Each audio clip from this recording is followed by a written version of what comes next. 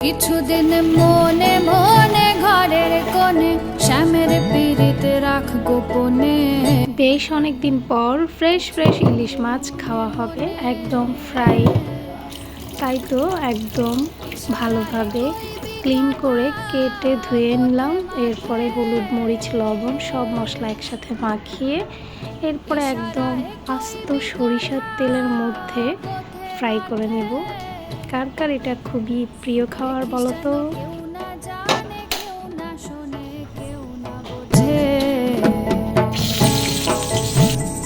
কিছুদিন মনে মনে ঘরের কোণে শ্যামের পীড়িত রাখ গোপনে। কিছুদিন মনে হয়ে গেল আমার ইলিশ ফ্রাই। এই যে আস্ত রসুন আর পেঁয়াজ দিয়ে একদম মুচমুচে করে ইলিশ মাছ ফ্রাই। এই যে রসুনগুলো একদম নরম হয়ে গিয়েছে, কি মজা।